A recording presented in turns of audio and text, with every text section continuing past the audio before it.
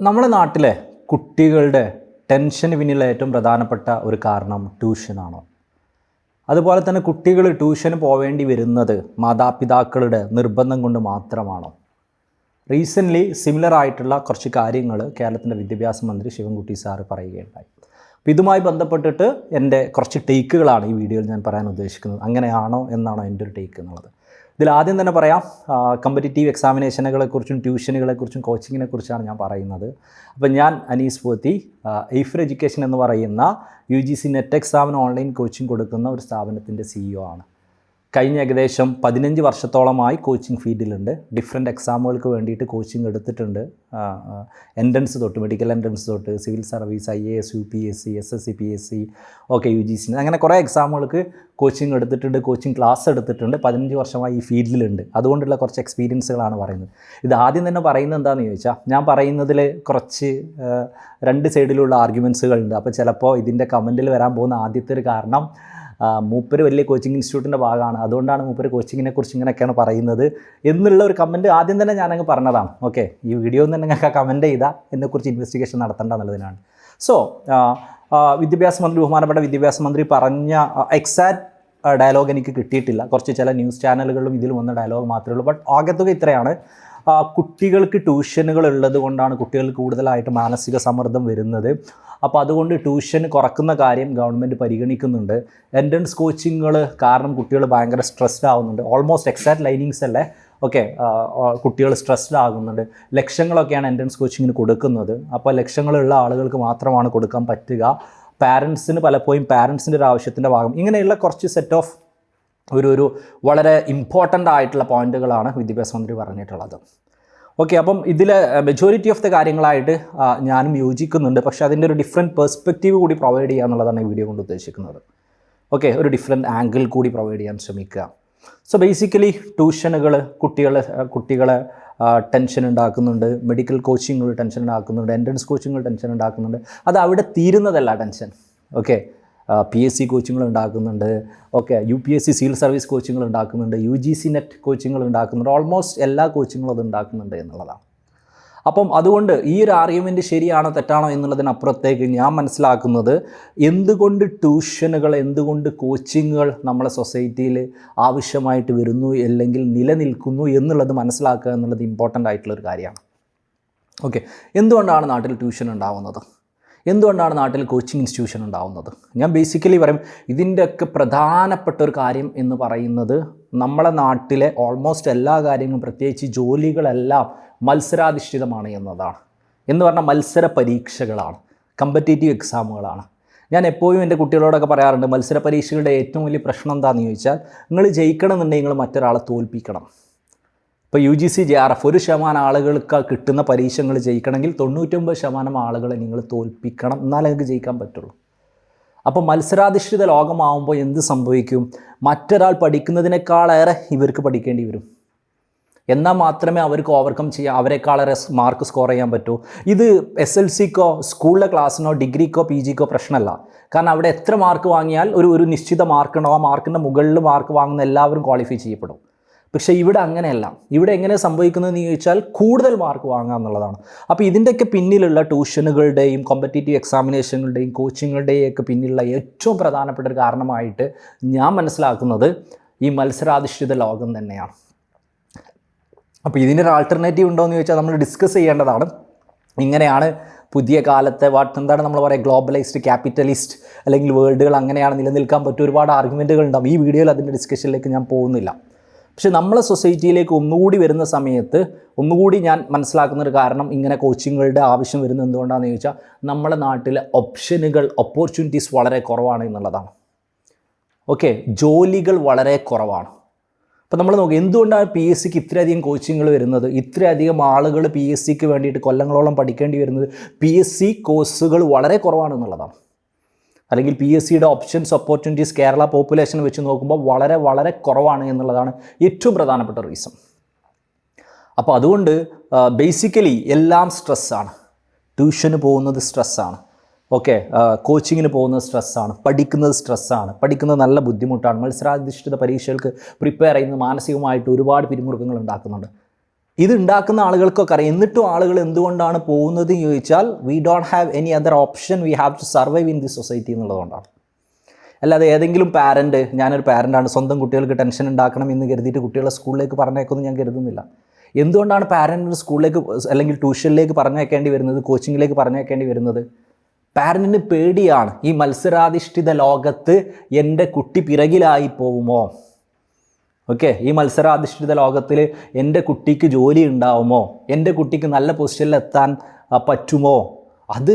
അത് പേടിച്ചിട്ട് ആ കുട്ടിയോടുള്ള സ്നേഹം കൊണ്ട് പാരൻസ് വളരെ ചെറിയ പ്രായത്തിൽ തന്നെ പല കോച്ചിങ്ങുകൾ കൊടുക്കുന്നു. അതെല്ലാം ശരിയാണ് എന്നെൻ്റെ അഭിപ്രായമൊന്നുമില്ല. ഞാൻ പറഞ്ഞത് intention behind why the parents are doing so എന്നുള്ളതാണ്. ഓക്കെ, എന്തുകൊണ്ടാണ് ഇത്രയധികം സ്ട്രെസ് ഉണ്ടായിട്ടും നീറ്റിലേക്ക് ആളുകൾ പോകുന്നത്? ഓക്കെ, എന്തിനാണ് ഇത്രയധികം സ്ട്രെസ് ഉണ്ടായിട്ടും കോച്ചിങ്ങിലേക്ക് ആളുകൾ പോകുന്നത്? ഓക്കെ, ജോലിക്ക് വേറെ ഓപ്ഷനില്ല. അപ്പം ഞാൻ ടീച്ചിങ് മേഖലയിലുള്ള കുട്ടികളെ പഠിപ്പിക്കുന്ന ആളാണ്. എന്തുകൊണ്ടാണ് കുട്ടികൾ ഭയങ്കര സ്ട്രെസ്ഫുൾ ആയിട്ടുള്ള PSC ടീച്ചിങ് ആവട്ടെ, UGC നെറ്റ് ആവട്ടെ, ഇതിനൊക്കെ പോകുന്നത്? നമ്മുടെ നാട്ടിൽ ഓപ്ഷൻ വളരെ കുറവാണ്. കോളേജ് ടീച്ചർ ആവാനുള്ള ഓപ്ഷൻ വളരെ കുറവാണ്. ഓക്കെ, വളരെ കുറവാണെന്നുള്ളതാണ് അതിൻ്റെ ഒരു ആസ്പെക്റ്റ്. അപ്പോൾ ആദ്യം നമ്മൾ മനസ്സിലാക്കുക, ഓപ്ഷൻ കുറവായതുകൊണ്ടും ഇത് കമ്പറ്റീറ്റീവ് മത്സരാധിഷ്ഠിത വേൾഡ് ആയതുകൊണ്ടാണ് എന്ത് സംഭവിക്കുന്നതെന്ന് ചോദിച്ചാൽ കോച്ചിങ്ങുകൾ ഉണ്ടാവുന്നത്. ഇനി അടുത്തൊരു ആസ്പെക്റ്റ് ഇത് തന്നെ മനസ്സിലാക്കേണ്ട ഒരു കേസ്, ഇങ്ങനെ വരുമ്പം വരുന്ന ഒരു ഏറ്റവും വലിയൊരു അൺഹെൽത്തി ആസ്പെക്റ്റ് എന്താണെന്ന് ചോദിച്ചാൽ, ഇപ്പം സിവിൽ സർവീസ് കോച്ചിങ് ആദ്യമൊക്കെ ഡിഗ്രി കഴിഞ്ഞിട്ടായിരുന്നു കോച്ചിങ്, പിന്നെ കോമ്പറ്റീഷൻ കൂടി ഇപ്പോൾ ഡിഗ്രിക്കേ കോച്ചിങ് ആയി, പിന്നെ +2 കഴിഞ്ഞ് കോച്ചിങ് ആയി, +2 കോച്ചിങ്. ഇപ്പോൾ ഞാൻ മനസ്സിലാക്കുന്ന പല സ്ഥലങ്ങളിലും സ്കൂൾ തൊട്ട് സിവിൽ സർവീസിന് കോച്ചിങ് കൊടുക്കുന്നുണ്ട്. കാരണം 10ാം ക്ലാസ് തൊട്ട് പഠിക്കുന്ന കുട്ടികൾ, സിവിൽ സർവീസിന് പഠിക്കുന്ന കുട്ടികളുള്ള ഒരു ലോകത്ത് ഒരാൾക്ക് ജയിക്കണം എന്നുണ്ടെങ്കിൽ 8ാം ക്ലാസ് തൊട്ടോ 7ാം ക്ലാസ് തൊട്ടോ പഠിക്കേണ്ടി വരും. നമുക്ക് കേവലം പറയാം അങ്ങനെ ഒരു കുട്ടിയുണ്ട്, ആ കുട്ടിക്ക് ഒരു കോച്ചിങ്ങിന് പോയിട്ടും കിട്ടിയിട്ടില്ല എന്നുള്ളതൊക്കെ. ഞാൻ പറയുന്നു, ഇന്നത്തെ കാലത്ത് ഏതൊരു എക്സാമും കോച്ചിങ്ങിന് പോവാതെ കിട്ടുന്ന കുട്ടികൾ അപൂർവങ്ങളിൽ അപൂർവമായിരിക്കും. ഇല്ലാന്ന് ഞാൻ പറയുന്നില്ല, അവർ ജീനിയസുകളായിരിക്കും. ജീനിയസുകളെ വെച്ചിട്ട്, എക്സാമ്പിളുകൾ വെച്ചിട്ട് നമുക്ക് കോമണൈസ് ചെയ്യാൻ നമുക്ക് പറ്റില്ല. ഓക്കെ, കാരണം അത്തരത്തിലുള്ളൊരു ലോകത്താണ് നമ്മളുള്ളത്. അടുത്തൊരു റീസണായിട്ട് കോച്ചിങ്ങുകളുടെ ഒരു കാരണം എനിക്ക് തോന്നുന്നു, നമ്മൾ ചില പ്രത്യേക ജോലികൾക്ക് കൊടുക്കുന്ന ഒരു ഓവർ സിഗ്നിഫിക്കൻസ് ആണ്. ഏറ്റവും കൂടുതൽ കേരളത്തിലൊക്കെ പ്രഷർ ഉള്ളത് ഞാൻ മനസ്സിലാക്കുന്നത് നീറ്റ് കോച്ചിങ്ങിനാണ്. കാരണം നമ്മളെ സൊസൈറ്റിയിൽ ഇപ്പോഴും ഏറ്റവും ഒരു നല്ല റെക്കഗ്നിഷൻ ഉള്ള ജോബ് ഡോക്ടർ ജോബാണ്. ഏതൊരു പാരൻറ്റിനും നാട്ടിൽ ബാക്കിയുള്ള ആളുകളെ കൂട്ടത്തിൽ ഏറ്റവും കൂടുതൽ അഭിമാനത്തോടെ പറയാൻ പറ്റുന്ന മോനോ മോളോ MBBS പഠിക്കുക എന്ന് പറയുമ്പോഴാണ്. ഓക്കെ, പല പാരൻസും അതങ്ങനെ വിശ്വസിക്കുന്നുണ്ട്, സൊസൈറ്റി അങ്ങനെയാണ് കാണുന്നത്. അപ്പോൾ അങ്ങനെ കാണുന്നൊരു സമയത്ത് ആളുകൾ കൂടുതലായിട്ട്, കാരണം എല്ലാ ആളുകളുടെ ലൈഫിൽ സിഗ്നിഫിക്കൻസ് കിട്ടാൻ, റെസ്പെക്റ്റ് കിട്ടാൻ ആഗ്രഹിക്കുന്നുണ്ട്. ഓക്കെ, എല്ലാ ആളുകളും അപ്പം ഇങ്ങനെയുള്ള ചില പോസ്റ്റുകൾക്ക്, അത് സിവിൽ സർവീസ് ആവാം, ഞാൻ നേരത്തെ പറഞ്ഞ പോലെ ഗവൺമെൻറ് ജോലികളാവാം, MBBS ആവാം, ഇങ്ങനെയുള്ള ചില പോസ്റ്റുകൾക്ക് ഒരു ഓവർ സിഗ്നിഫിക്കൻസ് കിട്ടുന്നത് കൊണ്ട് തന്നെ അതിലേക്ക് കമ്പറ്റീറ്റീവ് എക്സാമിനേഷനുകൾ ഉണ്ടാവുന്നുണ്ട് എന്നുള്ളതാണ് മനസ്സിലാക്കേണ്ട ഒരു ആസ്പെക്റ്റ്. ഓക്കെ, അപ്പം ഓവറാൾ ഈ 2-3-4 കാരണങ്ങളാണ് കോച്ചിങ്ങിന് പിന്നിലുള്ള ഒരു പ്രധാനപ്പെട്ട കാരണങ്ങളായിട്ട് എനിക്ക് ഫീൽ ചെയ്യുന്നത്. ആദ്യത്തെ കാരണം, നമ്മുടെ നാട്ടിൽ ഓപ്ഷൻസ് ഒരുപാടില്ല എന്നുള്ളതാണ്. ഇപ്പോൾ നീറ്റിന് MBBSന് വളരെ കുറച്ച് സീറ്റേ ഉള്ളൂ. വളരെ കുറച്ച് സീറ്റ് ഉണ്ടാകുമ്പോൾ പിന്നെ ആളുകൾക്ക് വേറെ ഓപ്ഷൻ ഇല്ല. ഓക്കെ, ഓപ്ഷൻ ഇല്ല എന്നുള്ളതാണ്. ഓക്കെ, ഗവൺമെൻറ് ജോലി വളരെ കുറവാണ്, അപ്പം ഗവൺമെൻറ്റിന് ആളുകൾക്ക് വേറെ ഓപ്ഷൻ ഇല്ല. ഓക്കെ, ഓപ്ഷൻ കുറവാണ് എന്നുള്ളതാണ്. 2, നമ്മുടെ നാട്ടിൽ ഇപ്പോഴും പ്രത്യേക ചില ജോബുകൾക്ക് മാത്രം കൊടുക്കുന്ന സിഗ്നിഫിക്കൻസ് കാരണമായിട്ടാണ്, ജോലി ഇല്ലാത്തത് കാരണമായിട്ടാണ്. ഏറ്റവും പ്രധാനപ്പെട്ടത്, ഇതൊരു മത്സരാധിഷ്ഠിത വേൾഡ് ആയതുകൊണ്ട് തന്നെ മത്സരാധിഷ്ഠിത വേൾഡിൽ എൻ്റെ കുട്ടി പിറകിൽ പോകുമോ എന്ന് കരുതിയിട്ടാണ്. പിന്നെയുള്ളൊരു ആസ്പെക്റ്റാണ് ഞാൻ മനസ്സിലാക്കുന്നത്, നമ്മുടെ എഡ്യൂക്കേഷൻ സിസ്റ്റത്തിൻ്റെ ഒരു ലിമിറ്റേഷനാണ്. ഇപ്പോൾ എല്ലാ സ്കൂളും അടിപൊളി ടീച്ചേഴ്സിലെന്ന് ചോദിച്ചാൽ ഞാൻ പറയും അടിപൊളി ടീച്ചേഴ്സ് ഉണ്ട്. പല കോച്ചിങ് ഇൻസ്റ്റിറ്റ്യൂട്ടുകൾ ഇത്തരത്തിലുള്ള ടീച്ചേഴ്സ് തന്നെയാണ് ക്ലാസ് എടുക്കുന്നത്. അത് ഗവൺമെൻറ് എന്നുള്ളതല്ല ഞാൻ പറയുന്നത്, ഗവൺമെൻറ് കുറവായിരിക്കാം, ഇപ്പം അങ്ങനെ ക്ലാസ് എടുക്കാൻ പറ്റുന്ന ടെമ്പററി ആസ്പെക്റ്റിലേക്കുള്ള ആളുകളൊക്കെ തന്നെയാണ് എടുക്കുന്നത്, അവരൊക്കെ നല്ല ടീച്ചർമാരാണ്. പക്ഷേ ഒരു പബ്ലിക് എഡ്യൂക്കേഷൻ സിസ്റ്റത്തിലുള്ള പ്രശ്നം എന്താണെന്ന് ചോദിച്ചാൽ, പ്രശ്നം എന്നുള്ളതല്ല, നമുക്കവിടെ ഒരു പേഴ്സണലൈസ്ഡ് എഡ്യൂക്കേഷൻ കൊടുക്കാൻ പറ്റില്ല. 50 കുട്ടികൾ 60 കുട്ടികളുള്ള ഒരു ക്ലാസ്സിൽ എല്ലാ കുട്ടികൾക്കും ഒരു ഇൻഡിവിജ്വൽ ആയിട്ട് കെയർ കൊടുക്കാൻ പറ്റില്ല. അപ്പോൾ പലപ്പോഴും പറയുന്ന ഒരു ആസ്പെക്ട് എന്താ വെച്ചാൽ, കേരളത്തിലെ സിസ്റ്റത്തിൻ്റെ ഒരു പ്രത്യേകത, നമ്മൾ കുറച്ച് അണ്ടർ പ്രിവിലേജ്ഡ് ആയിട്ടുള്ള ആളുകൾക്ക് എപ്പോഴും പ്രത്യേകം പരിഗണന കൊടുക്കാറുണ്ട്. അപ്പോൾ അണ്ടർ പ്രിവിലേജ്ഡ് ആയിട്ടുള്ള ആളുകൾക്ക് എല്ലാം പരിഗണന കൊടുത്തിട്ട് നമ്മൾ എന്ത് ചെയ്യും, അവരൊക്കെ ആവറേജിലേക്ക് കൊണ്ടുവരും. ആവറേജുള്ള ആളുകൾക്കും ആവറേജിലുണ്ടാവും. നമ്മൾ ബ്രില്യൻ്റ് ആളുകളെ നമ്മൾ എന്ത് ചെയ്യുമെന്ന് ചോദിച്ചാൽ, അവർക്ക് അവരുടേതനുസരിച്ച് കൊടുക്കാൻ പറ്റാത്ത ക്രമേണ അവരും ബ്രില്യൻറ്റിലേക്ക് വരും. അൾട്ടിമേറ്റ്ലി എല്ലാവരും ബ്രില്യൻ്റായി മാറും എന്നുള്ളതാണ്. ഇന്നിപ്പം നീറ്റ് എക്സാമിൻ്റെ റിസൾട്ട് വന്നു 2025. കേരളത്തിലെ സ്കൂളുകളാവട്ടെ, കോച്ചിങ്ങുകളാവട്ടെ, നമുക്ക് ജസ്റ്റ് നോക്കാം. ഇന്ത്യയിൽ എഡ്യൂക്കേഷനിൽ ഏറ്റവും വലിയ പാരാമീറ്റേഴ്സ് ഉള്ള സ്റ്റേറ്റാണ് നമ്മൾ. ഏറ്റവും കൂടുതൽ ഇമ്പോർട്ടൻ്റ് ആയിട്ടുള്ള ഒരു ആസ്പെക്റ്റിലുള്ള സ്റ്റേറ്റാണ് നമ്മൾ എല്ലാ ഇൻഡിക്കേറ്റേഴ്സിലും. ഇന്നത്തെ നീറ്റിൽ ആദ്യത്തെ 100ൽ കേരളത്തിൽ നിന്ന് ഒരാൾ പോലും ഇല്ല എന്നുള്ളതാണ് ഞാൻ മനസ്സിലാക്കിയിട്ടുള്ള ന്യൂസിൽ. ആസ് ഓഫ് നോ ഇതുവരെ ഡീറ്റെയിൽ ആയിട്ട് നിങ്ങൾക്ക് കിട്ടിയിട്ടൊന്നുമില്ല. അത് നമ്മൾ വേറെ ഡിസ്കസ് ചെയ്യേണ്ട ഒരുപാട് കാര്യങ്ങളാണ്. ഓക്കെ, വേറെ ഡിസ്കസ് ചെയ്യേണ്ട അതായത് ഈവൻ കോച്ചിങ് ഉണ്ടായിട്ട് പോലും കിട്ടുന്നില്ല എന്നുള്ള ആസ്പെക്റ്റിൽ അത് സെപ്പറേറ്റ് ആയിട്ട് ഡിസ്കസ് ചെയ്യപ്പെടുന്നുണ്ടെന്ന് തോന്നുന്നു. സോ ഇത്രയാണ് ഇതിന് പിന്നിലുള്ള കാരണങ്ങളായിട്ട് ഞാൻ മനസ്സിലാക്കുന്നത്. അപ്പോൾ ആ കാരണങ്ങളെക്കുറിച്ച് യാഥാർത്ഥ്യത്തിൽ മനസ്സിലാക്കാതെ ഒരിക്കലും നമുക്ക് ഈ പ്രോബ്ലം സോൾവ് ചെയ്യാൻ പറ്റില്ല എന്നുള്ളതാണ് പറയാനുള്ള ആദ്യത്തെ കാര്യം. ഇനി സൊല്യൂഷൻസ് എന്തൊക്കെയാണ്, ഇതിന് എങ്ങനെയാണ് ഈ ഒരു പ്രശ്നം മാറ്റാൻ പറ്റുക എന്ന് ചോദിച്ചാൽ, എൻ്റെ ഒരു ടേക്ക് ആദ്യത്തെ പ്രധാനപ്പെട്ട സൊല്യൂഷൻ ഏറ്റവും കൂടുതൽ ചെയ്യാൻ പറ്റുന്ന ഗവൺമെൻറ്റിനാണ്. ഗവൺമെൻറ്റിന് തന്നെ ആളുകൾക്ക് കൂടുതൽ ജോബ് ഓപ്പർച്യൂണിറ്റീസ് കൊടുക്കാൻ പറ്റണം. എപ്പോഴാണ് PSCക്കുള്ള കോമ്പറ്റീഷൻ കുറയുക? കൂടുതൽ PSC സീറ്റുകൾ ഉണ്ടാകുമ്പോൾ. എപ്പോഴാണ് ഗവൺമെൻറ് ജോലിക്കുള്ള ഈ ഒരു കോമ്പറ്റീഷൻ കൂടുക? ബിക്കോസ് ഓപ്ഷൻസ് കുറവാവുന്ന കാലത്ത് നമ്മൾ എന്ത് ചെയ്തിട്ടും കാര്യമില്ല. കോച്ചിങ് ഒഴിവാക്കണമെന്നോ ഇത് ഒഴിവാക്കണമെന്നോ എൻട്രൻസ് ഒഴിവാക്കണമെന്നോ ബാക്കിയുള്ളത് ചെയ്യണമെന്നൊന്നും കാര്യമില്ല. ഓൺലൈൻ്റെ ഒക്കെ കാലത്താണ് നിയമപ്രകാരമായിട്ട് നമുക്ക് കോച്ചിങ് ഇൻസ്റ്റിറ്റ്യൂട്ട് ചിലപ്പോൾ പൂട്ടാൻ പറ്റുമായിരിക്കും. പക്ഷേ ഈ മത്സരാധിഷ്ഠിത ലോകത്ത് എൻ്റെ കുട്ടി നിലനിൽക്കണമെന്ന് ആഗ്രഹിക്കുന്ന പാരൻസ് കുട്ടികൾ വീണ്ടും ചിലപ്പോൾ പഠിപ്പിക്കും. അപ്പോൾ കൂടുതൽ അവസരങ്ങൾ കൊടുക്കുക, കൂടുതൽ ജോലികൾ കൊടുക്കുക എന്നുള്ളതാണ്.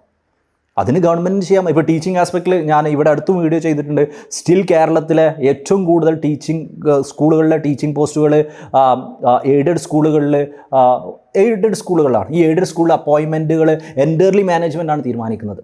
പൈസ കൊടുക്കുന്നുണ്ടെന്ന് പറയുന്നു, കൊടുക്കുന്നില്ല. ഞാൻ അതിലേക്കൊന്നും പോകുന്നില്ല, ഡീറ്റെയിൽ ആയിട്ട് ഞാൻ വീഡിയോ ചെയ്തിട്ടുണ്ട്, നിങ്ങൾക്ക് യൂട്യൂബ് ചാനലാണ്. പക്ഷേ അത് ഇപ്പോഴും പബ്ലിക്കായിട്ടുള്ള ആളുകൾക്ക് കൊടുക്കാൻ ഗവൺമെൻറ്റിനെ കൊണ്ട് പറ്റിയിട്ടില്ല.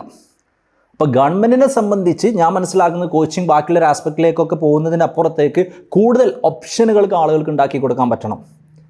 ഓക്കെ, നമ്മുടെ നാട്ടിൽ ഞാൻ മനസ്സിലാക്കുന്ന ഒരു പരിധി വരെ SSLCക്കോ 8ാം ക്ലാസ്സിനോ 9ാം ക്ലാസ്സിനോ ഒന്നും ഒരുപാട് ട്യൂഷനുകളില്ല. അറ്റ്ലീസ്റ്റ് നീറ്റ് പോലെയല്ല. അതിൻ്റെ കാരണം എന്താ? ഇതൊന്നും ഇല്ലെങ്കിൽ അവിടെ എല്ലാവരും ജയിക്കും എന്നുള്ളതുകൊണ്ടാണ്. ഓക്കെ, അപ്പോൾ ഫസ്റ്റ് സൊല്യൂഷൻ ജോലികൾ ഉണ്ടാക്കി കൊടുക്കുക, ഓപ്ഷനുകൾ ഉണ്ടാക്കി കൊടുക്കുക. സെക്കൻഡ് സൊല്യൂഷനായിട്ട് ഞാൻ മനസ്സിലാക്കുന്നത് നമ്മൾ ഈ കേവലം ചില പ്രത്യേക പോസ്റ്റുകളിലേക്ക്, അത് സിവിൽ സർവീസ് ആവട്ടെ, ഗവൺമെൻറ് ജോലികളാവട്ടെ, ഈവൻ നമ്മളെന്താ പറയുക MBBS ആവട്ടെ, പോസ്റ്റുകൾ മാത്രം ലൈഫിൽ സിഗ്നിഫിക്കൻ്റ് ആണ് എന്നുള്ള ലെവലിലേക്കുള്ള ഡിസ്കഷനുകളിൽ നിന്ന് നമ്മൾ മാറുക. അത് ഡെലിബറേറ്റ് ആയിട്ട് മാറ്റുക, അത് സൊസൈറ്റി മാറ്റുക, ഗവൺമെൻറ് മാറ്റുക, അവയർനെസ് കൊടുക്കുക. ഇതാണ് എനിക്ക് രണ്ടാമതായിട്ട് എനിക്ക് ഫീൽ ചെയ്തിട്ടുള്ള ഏറ്റവും പ്രധാനപ്പെട്ട ഒരു കാര്യം എന്ന് പറയുന്നത്. മൂന്നാമതായിട്ട് ഫീൽ ചെയ്തിട്ടുള്ള പ്രധാനപ്പെട്ട കാര്യം, ഇതൊരു മത്സരാധിഷ്ഠിത വേൾഡാണ്. ക്യാപിറ്റലിസ്റ്റ് വാട്ടെവർ ഗ്ലോബലൈസ്, ഇതിൽ നമുക്ക് മത്സരമില്ലാതെ ജീവിക്കാൻ ബുദ്ധിമുട്ടാണ് എന്നുള്ളതാണ് ഞാൻ മനസ്സിലാക്കുന്നത്.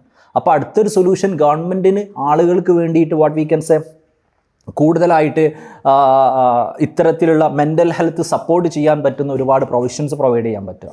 അതിനുള്ള നിയമങ്ങൾ ഉണ്ടാക്കുക. സ്ട്രെസ് വേൾഡിനെ കുറിച്ച് അവെയർ ആവാനും അത് മാനേജ് ചെയ്യാനുമുള്ള അവയർനെസ്സും സിസ്റ്റംസും കാര്യങ്ങളും മെൻ്റൽ ഹെൽത്തിനെ കുറിച്ച് കൊടുക്കുക എന്നുള്ളതാണ് അടുത്തൊരു ആസ്പെക്റ്റിലായിട്ട് എനിക്ക് ഫീൽ ചെയ്യുന്നൊരു സംഭവം എന്ന് പറയുന്നത്. പിന്നെ ഒരു ആസ്പെക്റ്റായിട്ട് എനിക്ക് ഫീൽ ചെയ്യുന്നൊരു സംഭവം, ഞാൻ നേരത്തെ പറഞ്ഞ പോലെ കോച്ചിങ്ങൾ ആവശ്യമായിട്ട് വരുന്ന, ഇപ്പോൾ ഇത്രയധികം കുട്ടികളുടെ കേരളത്തിൽ 100-ൽ പോലും ഒരു നീറ്റില്ല എന്ന് പറയുന്ന സമയത്ത് കോച്ചിങ്ങൾ ആവശ്യമായിരുന്ന കേസ് ഗവൺമെൻറ്റിന് തന്നെ കോച്ചിങ്ങൾ കൊടുക്കാൻ പറ്റും. കാരണം മന്ത്രി പറഞ്ഞ ഒരുപാട് കാര്യങ്ങൾ സിഗ്നിഫിക്കൻ്റ് ആണ്. നീറ്റ് കോച്ചിങ്ങിനൊക്കെ ലക്ഷങ്ങളാണ് പലയിടത്തും ഫീ. അത് പല കുട്ടികൾക്കും അത് ചെയ്യാൻ പറ്റുന്നില്ല. സോ ഗവൺമെൻറ്റിന് കോച്ചിങ് കൊടുക്കാൻ പറ്റും. അതൊക്കെയാണല്ലോ ഗവൺമെൻറ് ഉത്തരവാദിത്വം എന്ന് പറയുന്നത്. ഇനി പ്രൈവറ്റ് ഇൻസ്റ്റിറ്റ്യൂട്ടുകളിലെ കോച്ചിങ്ങുമായി ബന്ധപ്പെട്ടിട്ടുള്ള ഒരുപാട് അൺഹെൽത്തി കാര്യങ്ങളുണ്ട്. I admit that. അതിനെതിരെ നിയമം കൊണ്ടുവരാം. അൺഹെൽത്തി കണ്ടീഷൻ, ഫോർ എക്സാമ്പിൾ ഈ ഒരു സ്കൂൾ ലെവലിൽ തൊട്ട് LP സ്കൂൾ തൊട്ട് UP സ്കൂൾ തൊട്ടൊക്കെ ഈ സിവിൽ സർവീസ് IAS കോച്ചിങ് കൊടുക്കുന്നതിന് എല്ലാ അർത്ഥത്തിലും ഞാൻ എതിരാണ്. ഓക്കെ, ഞാനെന്നല്ല പലരും അതിനെതിരാണ്. അപ്പോൾ വളരെ ഏർലി കുട്ടികൾക്ക് പല എക്സാമുകൾക്കും കോച്ചിങ് കൊടുക്കുന്നതിനെതിരെ നിയമങ്ങൾ ഉണ്ടാക്കാം. അൺഹെൽത്തി കോമ്പറ്റീഷൻ ഉണ്ടാക്കുന്നതിന് നിയമങ്ങൾ ഉണ്ടാക്കാം. ഓക്കെ, ഫീ നിർണ്ണയിക്കുന്നതിൽ എന്തെങ്കിലും നിയമങ്ങൾ കൊണ്ടുവരാൻ പറ്റുമെങ്കിൽ അത് കൊണ്ടുവരാം. പ്രൈവറ്റ് ഇൻസ്റ്റിറ്റ്യൂട്ടുകൾക്ക് സ്കോളർഷിപ്പുകളൊക്കെ പോലെ CSR ഒക്കെ പോലെ കൊടുക്കണം എന്നുള്ളത് ഗവൺമെൻറ് നിർബന്ധമാക്കി മാറ്റാം. അപ്പോൾ അൺഹെൽത്തി പ്രാക്ടീസുകൾ പ്രൈവറ്റ് ഇൻസ്റ്റിറ്റ്യൂട്ടുകളുമായി ബന്ധപ്പെട്ട് വരുന്ന ആസ്പെക്റ്റുകൾ തീർച്ചയായിട്ടും ഓക്കെ ഗവൺമെൻറ്റിന് അതിനെതിരെ ആക്ഷൻ എടുക്കാവുന്നതാണ്. പ്രൈവറ്റ് യൂണിവേഴ്സിറ്റികൾക്കും ഇതിലൊരു റോൾ നിർവഹിക്കേണ്ടതുണ്ട് എന്ന് ഗവൺമെൻറ്റിന് പറയാൻ പറ്റുന്നതാണ്. ഓക്കെ, സോ ഇത്രയൊക്കെയാണ് ഇതിൻ്റെ ഒരു പ്രധാനമായിട്ട് സൊല്യൂഷനായിട്ട് പറയുന്നത്. ഏറ്റവും പ്രധാനപ്പെട്ട സൊല്യൂഷൻ, സ്ട്രെസ് വേൾഡ് ജീവിക്കാൻ നമ്മുടെ ടീമിനെ നമ്മൾ ക്യാപ്പബിൾ ആക്കുക. ഓക്കെ, മെൻ്റൽ സപ്പോർട്ട് കൊടുക്കുക, അൺഹെൽത്തി കോമ്പറ്റീഷൻ ഇല്ലാണ്ടാക്കുക, ഗവൺമെൻറ് കൂടുതൽ അവസരങ്ങൾ കൊടുക്കുക, കൂടുതൽ ജോലികൾ കൊടുക്കുക, ഗവൺമെൻറ് സ്പോൺസേഡ് ആയിട്ടുള്ള കോച്ചിങ്ങുകൾ കൊടുക്കുക, പ്രൈവറ്റ് ഇൻസ്റ്റിറ്റ്യൂട്ടുകളുടെ അൺഹെൽത്തി പ്രാക്ടീസുകൾ കുറയ്ക്കുക, അവരെ ആസ്പെക്റ്റിലേക്ക് കോച്ചിങ് കൊടുക്കാനുള്ള ആസ്പെക്റ്റുകൾ പറയുക. കേവലം PSC, സിവിൽ സർവീസ്, MBBS എന്നുള്ളതിനപ്പുറത്തേക്കുള്ള ജോലികളുടെ സിഗ്നിഫിക്കൻസ് ഉണ്ടാക്കുക, അതിനെക്കുറിച്ച് അവയർനെസ് നടത്തുക. ഇങ്ങനെയൊക്കെയാണ് ഈ ഒരു പ്രോബ്ലം സോൾവ് ചെയ്യാൻ പറ്റൂ എന്നുള്ളതാണ് ഞാൻ മനസ്സിലാക്കുന്നത്. ബിക്കോസ് ഇതൊരു എല്ലാ അർത്ഥത്തിലും സൊസൈറ്റിയെ ഉള്ളിലെത്തിയിട്ടുള്ളൊരു പ്രോബ്ലമാണ്. ജോലി ഇല്ലായ്മ, അൺഎംപ്ലോയ്മെൻറ്റ് ക്രൈസിസ് പോലെയുള്ളതാണ്. അത് കേവലം കോച്ചിങ് കാരണം സ്ട്രെസ്സാവുന്നു, കോച്ചിങ് നിരോധിക്കേണ്ടതുണ്ട്, കോച്ചിങ്ങാണ് പ്രശ്നം, കോച്ചിങ്ങിൻ്റെ പൈസയാണ് പ്രശ്നം എന്നുള്ള ലെവലിലേക്കല്ല ഇതിൻ്റെ ഫസ്റ്റ് ലെവൽ ഓഫ് ഡിസ്കഷൻ പോകേണ്ടത് എന്ന് ഞാൻ കരുതുന്നു. അതെല്ലാം ഇതുമായി ബന്ധപ്പെട്ടിട്ട് നടത്തേണ്ട ഡിസ്കഷൻ തന്നെയാണ്. I admit that. അപ്പോൾ നമുക്ക് ഇതൊരു ജസ്റ്റ് ഒരു തുടക്കമാണ്. നിങ്ങളുടെ അഭിപ്രായങ്ങൾ നിങ്ങൾ ചാറ്റ് ബോക്സിൽ പറയാം. എന്തുകൊണ്ട് നമ്മുടെ നാട്ടിൽ കോച്ചിങ്ങുകൾ ഉണ്ടാവുന്നു? കോച്ചിങ്ങുകളാണോ ആളുകളുടെ സ്ട്രെസ് ഉണ്ടാക്കുന്നത്? കോച്ചിങ്ങുമായി ബന്ധപ്പെട്ട് സ്ട്രെസ് കുറക്കാനുള്ള ഓപ്ഷനുകൾ എന്താണ് അൺഎംപ്ലോയ്മെൻറ്റ് ക്രൈസിസ്, അൺഎംപ്ലോയ്മെൻറ്റ് കുറക്കാനുള്ള ഓപ്ഷനുകൾ എന്തൊക്കെയാണ്, പ്രൈവറ്റ് ബോഡീസിൻ്റെ അൺഹെൽത്തി പ്രാക്ടീസ് എന്തൊക്കെയാണ്, അതെങ്ങനെയാണ് ഓവർകം ചെയ്യാൻ പറ്റുക, ഗവൺമെൻറ്റിന് എന്തൊക്കെയാണ് ചെയ്യാൻ പറ്റുക, ഇതുമായി ബന്ധപ്പെട്ട കൂടുതൽ വീഡിയോസ് ഇനിയും ചെയ്യാൻ ആഗ്രഹിക്കുന്നുണ്ട്. അപ്പോൾ നിങ്ങളുടെ അഭിപ്രായങ്ങൾ നിങ്ങൾ കമൻറ്റ് ബോക്സിൽ അറിയിക്കുക. കൂടുതൽ കാര്യങ്ങൾ നമുക്ക് വരും വീഡിയോകളിൽ ഡിസ്കസ് ചെയ്യാം.